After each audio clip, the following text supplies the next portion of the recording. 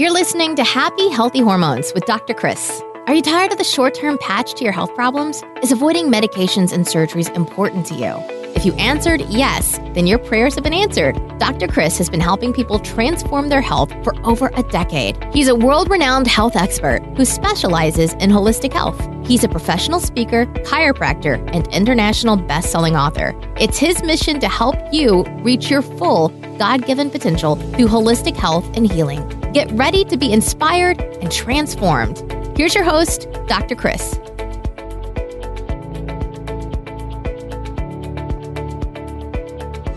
Hello and welcome everyone. This is the show where pounds are shed and disease becomes dead. And today I want to talk to you about some of the most disturbing food myths that are out there. I want you to be conscious of what you're putting in your body, what you're putting in your family's body. Because the more that you educate yourself on these food myths, the better outcome you're going to have for your overall health, your vitality, and just feeling better and having that energy that you want. But let's dive right into it, because I've got the 10 top food myths out there that if you start to apply the truths of these myths, you will be healthier than you've ever been before. So let's get into it. Number one myth: saturated fat causes heart disease. So research against saturated fats actually came from poor studies done with poor sources of fat, meaning these studies of fat were from animal fats that were conventionally raised, meaning they were fed with corn and grains, which will always affect the quality of the meat and will drastically change the composition of the fatty acids, the fats in those animals, and will actually create inflammation and potentially heart disease, but not in grass-fed meat. So that's a big one. And then you look at the unproven lipid hypothesis that came out back in the 1950s, where it drew people to eating more carbs and staying away from good fats. Well, this led to more heart disease. In fact, heart disease has gone up exponentially since this marketing campaign came out. So we need to put good fats in your body. These are things like good oils, so like coconut oil. I even like olive oils when you're having those in the right heat settings as well. So again, those are for like your salad dressings and things like that. We want to have avocados, coconut, nuts, seeds. These are all essential for transport of essential nutrients like vitamins A, D, E, and K. So you should eat more fats. That's cool, right? You love more fats. Cells are fat. Your brains are fat. Less fat equals less healing. More fat equals more healing. And let's not get out of control here, because you got to have good quality fats. Doesn't mean go out and eat a tub of lard, right? That's not what I'm talking about here. And then let's look at myth number 2, that fat makes you fat. Lie. Low-fat products are replaced with sugar or other chemicals, but good fat actually helps burn fat. So it's not the fat that's making you fat, it's the additives in the fat and the composition of maybe what that fat ate, right? So if you're eating an animal that had bad sources of food, it's going to have bad fats in it, and then we're going to eat it, and then we're going to have issues. So remember, good fats help you burn fats by allowing us to speed up our own metabolism. Because when we have those fats in our bodies that are good, our cells are working good, our metabolism will work well. Myth number 3, artificial sweeteners are okay and good for you.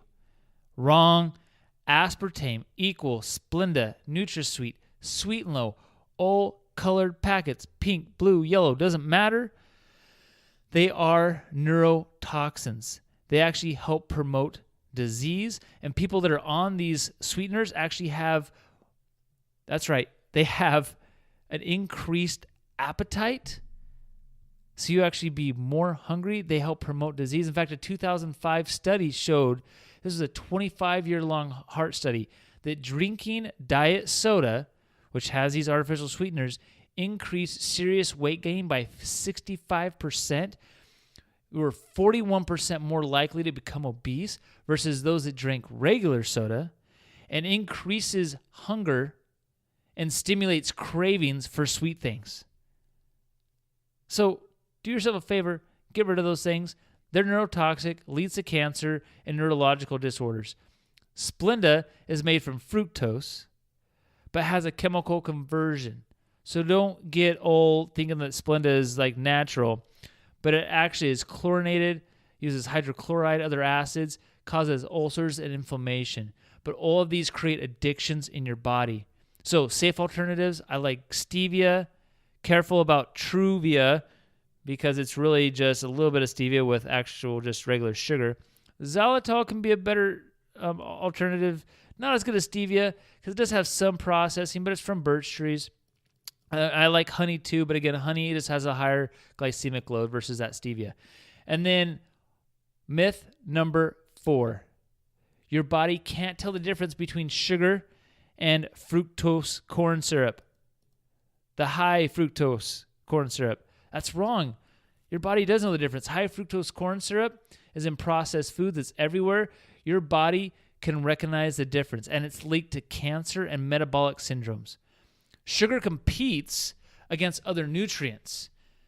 That's why eating a salad before or after ice cream doesn't balance things out, okay? So don't think like, hey, I'm going to eat extra salad and then eat a bunch of ice cream. Sugar robs your body's ability to absorb other nutrients, minerals, etc. So even agave nectar is made up of fructose, and it's very highly processed. So I don't really recommend that as an alternative to things like stevia or alternative to sugar even. So myth number 5, soy is a health food. And wrong. It's advertised as a health food, but thousands of studies link soy to thyroid issues, immune distress, malnutrition, digestive issues, cognitive decline, cancer, heart disease, even fertility. Because most soy in America is GMO'd soy, and it's also not fermented. So fermented soy is the only soy to show to have health benefits, but that's usually not what you're getting in America. So be really careful about that. The soy milk, the soy lattes, better alternatives. Myth number 6. Eggs are bad for you because they have too much cholesterol. Wrong. Yale research, 2010. Egg consumption didn't have an effect on your cholesterol levels and no risk to heart disease. An egg has 6 grams of protein and a source of 9 amino acids and natural vitamin D. Eat the whole thing. It is great for you. Portion control and everything, but this will help you balance out your body. Now, you want to get good sources of eggs, just like you get good sources of all food. So you want organic, free-range chickens, not grain-fed. Really important there. You'll see lots of fancy labels, organic this and that, but are they grain-fed or are they actually just free-range? You want the free range. Myth number 7. Whole grains are good for you. Wrong. Not all grains are created equal. Many grains will actually spike your insulin levels. Grains equal sugar, meaning when your body digests grains, they get converted into sugar. So I'm not saying you can never have whole grains like, like a whole wild rice. That's technically a grain. But they also, a lot of grains have gluten in the grains, which are very inflammatory to many people and can start to create leaky gut, other immunity issues also, autoimmune diseases, other inflammatory conditions also. So again, be really worried about those things. Myth number 8, milk does the body good. That is also not true. So almost all milk is conventionally pasteurized and raised. So raw milk, organically sourced from a free-range cow, can be very good for you. Even fermented, even better. But the milk that you're getting, that they're promoting to you as doing the body good, has hormones and antibiotics in it. It's pasteurized, which means a lot of the good stuff in it has been killed out, but the body reacts to it like a foreign substance. And so it's not so much that people are allergic to milk or lactose, but really it's they're allergic to what they're reacting to because it's getting recognized as a foreign substance. So you can use some alternatives: almond milk, coconut milk, rice milk, Again, even raw milks can be great, raw goat milk, but just be careful about these things and make sure they don't have added sugar in them as well, because these can all be traced back to GI problems, gastrointestinal problems that people have. And then myth number 9, GMOs are safe. No, they're not. They're grown for the sake of staying alive while you can spray them with tons of toxins. So they are megadosed with toxins. They have viral properties, which viruses cause cancer, mutations, etc. They can actually bind to your own DNA and create funky things that go on with your own DNA and how whether it produces health in your body or disease. I mean, GMOs have been around since like 1996, but America's health has made drastic declines since 1996. I don't know, is that a cause, a correlation, just a coincidence? I think not. And how do you know? Well, if the label starts with an 8, it has GMO on a produce, but in a products, if it has any kind of process or anything, man, it's hard to tell, but you got to assume if it has corn, soy, it's probably GMO if it has any of those products in there at all. And then myth number 10, lunch meat is a healthy food.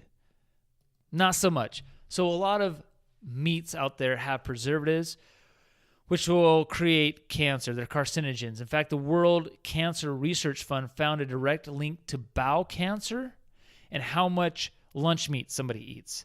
So there was a 50% likelihood of colon cancer, 38% with stomach cancer, and 67% with pancreatic cancer.